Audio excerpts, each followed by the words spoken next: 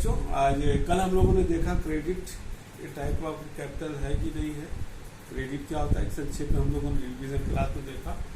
आज जो है सेकेंड ईयर के जो सबसे मेन चैप्टर है क्रेडिट इंस्ट्रूमेंट क्या होता है।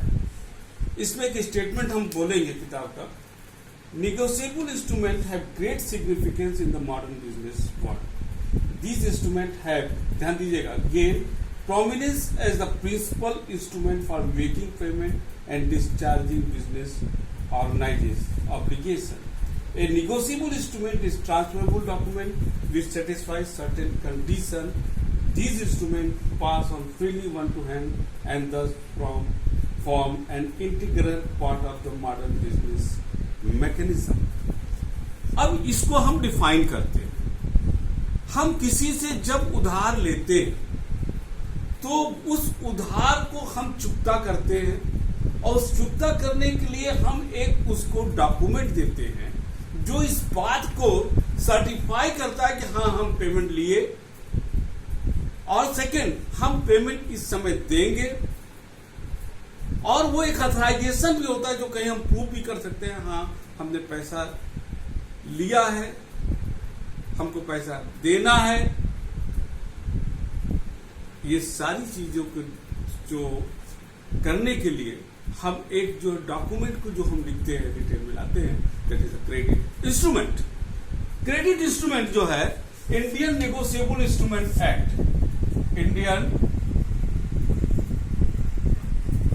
नेगोशिएबल इंस्ट्रूमेंट एक्ट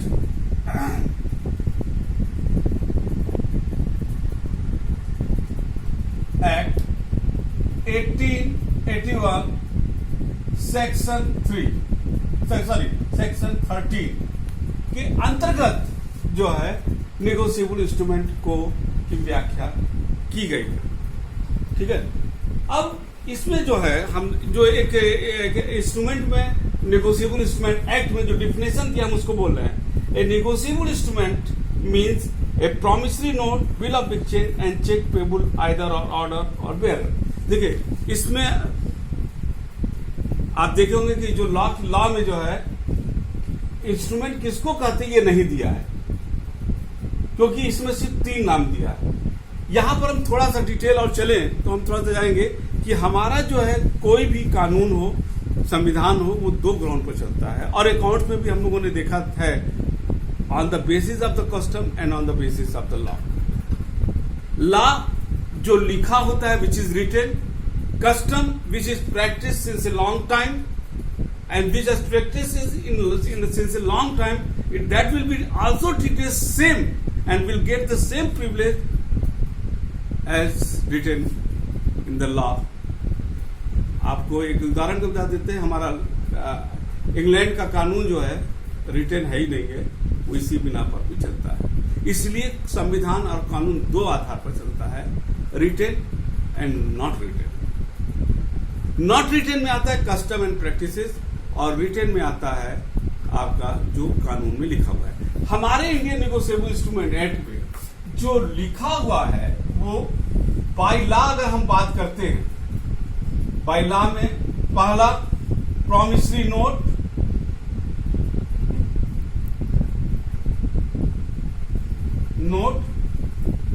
ये सेक्शन 4 के तहत होता है इंडियन नेगोशिएबल। सेक्शन 5 में आता है आपका बिल्स ऑफ एक्सचेंज,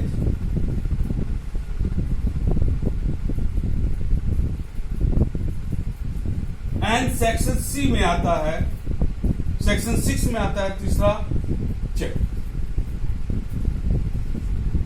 ये 3 जो है लॉ के अंतर्गत जो इंडियन नेगोशिएबल इंस्ट्रूमेंट में लिखा है, प्रॉमिसरी नोट पहला, बिल ऑफ एक्सचेंज दूसरा, सेक्शन 5, सेक्शन 6 में है चेक, और अदर जितने भी क्रेडिट इंस्ट्रूमेंट हैं बाय कस्टम में आते हैं। इसमें बाय कस्टम जितने भी, ये 3 का उल्लेख किया गया। ये 3 जो हैं हमारे हैं जिसको हम आज एक डॉक्यूमेंट्री प्रूफ के रूप में हम यूज भी करते हैं, जो पैसे का लेन देन, और ये आज बखूबी इसका यूज भी किया जा रहा है। अब लॉ में जो है इंडियन नेगोशिएबल इंस्ट्रूमेंट में किसी भी ये किसको हम कहते हैं, how to identify whether this is these are the this is the क्या कहते हैं इंस्ट्रूमेंट, क्रेडिट इंस्ट्रूमेंट और नॉट, हमारे लॉ में कहीं कुछ दिया नहीं है। लेकिन तमाम अर्थशास्त्रियों ने और लॉ के एक्सपर्ट ने जो कुछ पॉइंट को निकाला है जिसको हम कहते हैं characteristic of the negotiable instrument, अब हम उसको डिस्कस करेंगे वो कौन कौन से कैरेक्टरिस्टिक है जिसके आधार पर।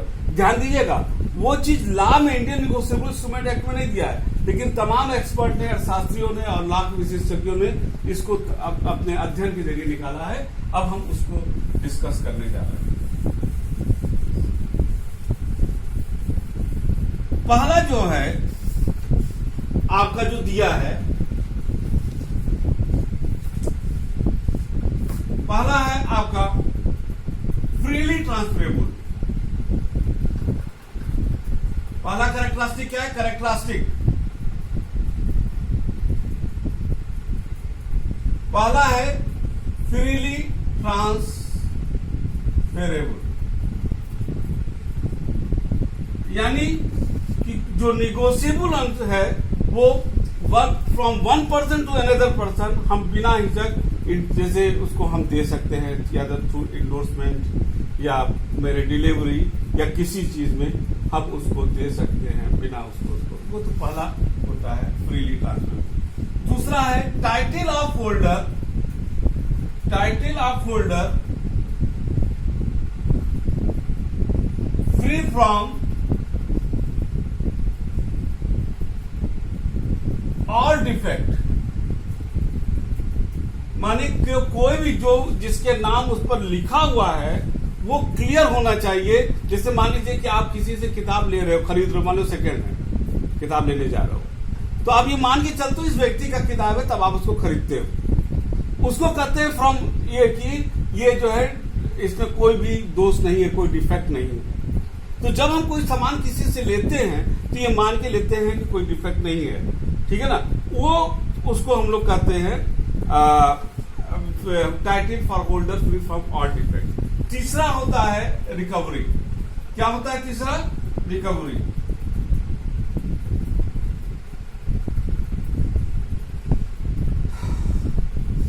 अब इसमें the holder of in due course can sue upon a negotiable, sue का मतलब होता है मुकदमा करना, sue upon a negotiable instrument in his own name by recovery. यदि हमने हम किसी से पैसा लेना है और अगर वो नहीं देता है हम उससे पैसा ले सकते हैं, उसके खिलाफ मुकदमा कर सकते हैं। Further he need not to give, उसके लिए नोटिस देने की जरूरत नहीं है। ये हुआ आपका रिकवरी। चौथा जो पॉइंट है आपका प्रिजम्पशन, ये बहुत डिस्कस वाला पॉइंट है प्रिजम्पशन।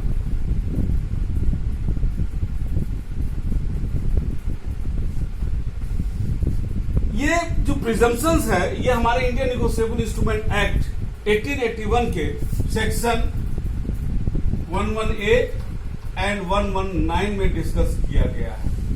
क्या क्या प्रिजम्पशन में सेक्शन 118 एंड सेक्शन 119 में डिस्कस किया गया है।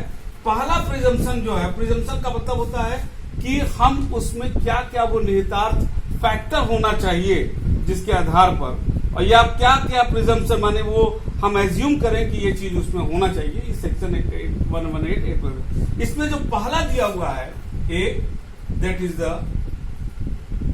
कंसीडरेशन। कंसीडरेशन का मतलब क्या होता है? देखिए कंसीडरेशन का मतलब होता है, जैसे कंसीडरेशन का एग्जांपल के लिए हम पढ़ा रहे हैं, आप पढ़ रहे हो, मैं सपोज कर लीजिए कि हम पढ़ा रहे हैं, आप हमको पैसा देते हो, आपके लिए आप पैसा देते हो तो आपके लिए कंसीडरेशन है पढ़ना। हम पैसा लेते हैं, क्यों पैसा ले रहे हैं? हम इसलिए पैसा ले रहे हैं क्योंकि हमको पढ़ाना है। आपके लिए कंसीडरेशन है पढ़ना और मेरे लिए कंसीडरेशन है पढ़ाना। ये कंसीडरेशन होता है। तो ये जो प्रिजम्पशन माना जाता है कि क्या इसमें कंसीडरेशन है, ध्यान दीजिएगा, कोर्ट भी तभी किसी भी नेगोशिएबल इंस्ट्रूमेंट में हस्तक्षेप करेगा जब उसमें कंसीडरेशन है। अगर कंसीडरेशन नहीं होगा तो कोर्ट उस पर हस्तक्षेप नहीं करता। दूसरा उसमें जो कंडीशन है प्रिजम्पशन का, वो आपका है date. Date is the most important thing. किस जो है डेट को, कब हमने उसको लिखा है और कब उसका पेमेंट है। Every negotiable instrument bearing a date is presumed to have been made or draw on such a date. तीसरा है time of acceptance. Time of acceptance, कब आपने स्वीकार किया। और चौथा है टाइम ऑफ डी, टाइम ऑफ ट्रांसफर। अभी इसको एक नोट कर ले रहे, तब आपको हम बता भी दे रहे थे एक साथ सब, क्योंकि सब इंटरकनेक्टेड है, इसलिए अलग अलग बताना ठीक नहीं का। और पांचवा है ई, पांचवा है आपका ऑर्डर ऑफ इंडोर्समेंट।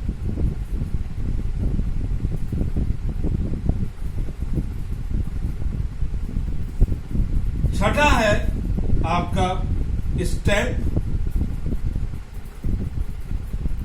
सातवां है आपका होल्डर इन ड्यू कोर्स।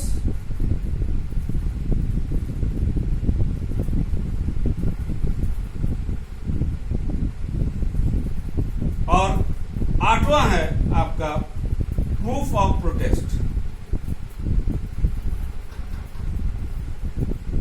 अब इसको एक हम डिस्कस करते हैं। कंसीडरेशन बता दिए, डेट बता दिए,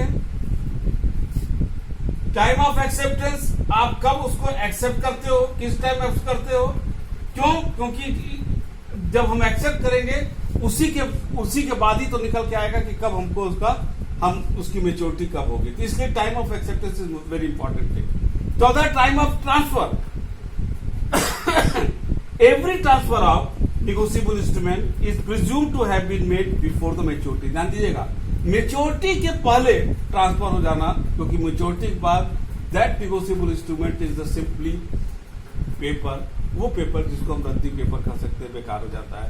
तो इंडोर्समेंट, अरे सॉरी, टाइम ऑफ ट्रांसफर। ई है आपका ऑर्डर ऑफ इंडोर्समेंट। इंडोर्समेंट का मतलब होता है कि हम यहां पर जैसे कहते हैं ना कि निगोशिएबल इंस्ट्रूमेंट में किसी भी, जैसे कई पक्ष होते हैं, ड्रा और ड्राइव, ठीक है ना।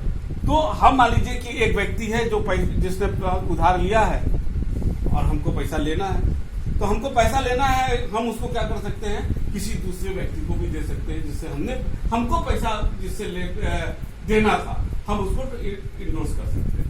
इंडोर्समेंट जो होता है वो मेच्योरिटी के पहले अगर हम इंडोर्स कर देते हैं, हम उसको इंडोर्स करते हैं। डिटेल हम आपको जब चेक और बिल ऑफ एक्सचेंज पढ़ाएंगे तो इंडोर्समेंट फॉर डिटेल में हम आपको बताएंगे। चौथा है आपका स्टैम्प। कोई भी निगोशिएबल इंस्ट्रूमेंट होता है उसमें स्टैम्प लगाना जरूरी होता है। स्टैम्प जो रेवेन्यू स्टैम्प गवर्नमेंट का होता है उस पर लगाया जाता है, जो एडवेलम बेसिस पर आपका लगता है। एडवेलम माने on the basis of the value, कि 10,000 का है इतना, 5,000 का इतना है। ये विशेष रूप से ये प्रयोग होता है आपका बिल ऑफ एक्सचेंज और बिल ऑफ एक्सचेंज के संदर्भ में इसका ज्यादा प्रयोग होता है। Holder in due course, according to section 118, every holder of the negotiable instrument is presumed to be the holder in due course. यानी कि होल्डर इन ड्यू कोर्स की जब हम बात करते हैं तो उसमें consideration, date, time of acceptance and time of transfer, time, ये तीन चीज आ जाता है। Date, consideration, time of acceptance, stamp, ये आ जाता है कि जो holder in due course is the better माना जाता है आपका, कि हमने जैसे पैसा, हमने किसी से सामान लिया है या अगले ने किसी ने हमसे सामान लिया है और उसने हमको लिखा है, तभी तो हम जाएंगे कोर्ट में। अगर वो नहीं देता तो हम कोर्ट में जाएंगे, हमारी टाइटल बेटर मानी जाएगी, क्योंकि हम there is a consideration in this exchange, that is a holder in due course. Proof of protest का मतलब होता है section 119 say that in A suit, अगर हम मुकदमा करते हैं upon an instrument which has been dishonour, यदि चेक डिसऑनर हो गया है तो हम कोर्ट से उसको डिसऑनर का एक सर्टिफिकेट बनाते हैं और उसके आधार पर हम मुकदमा कर सकते हैं, जिसको कहते हैं प्रूफ ऑफ प्रोटेस्ट। ये सारी चीजें जब होती है, यानी ये कैरेक्टरिस्टिक है जिसके आधार पर हम कह सकते हैं कि आपका ये Indian negotiable instrument act, Indian negotiable instrument है। यहां पर एक चीज और बता दें, नेगोशिएबल इंस्ट्रूमेंट को हम जो है आपका क्या कहते हैं, इंडियन क्रेडिट इंस्ट्रूमेंट भी बोलते हैं। क्रेडिट इंस्ट्रूमेंट का मतलब होता है कि हमने उधार लिया है और दिस प्रूफ। अब यहां पर जो है आपको हमारे ख्याल से क्लियर हो चुका होगा कि what is the credit instrument. आजकल के संदर्भ ये भी प्रूफ हो गया होगा कि ये हमारा 3 ही है according to law, bill of exchange, promissory note और चेक। कल हम लोग जो है डिस्कस करेंगे चेक। चेक क्या होता है, क्रेडिट इंस्ट्रूमेंट का चेक क्या होता है, और इसको कल भी हम लोग डिस्कस करेंगे। Thank you.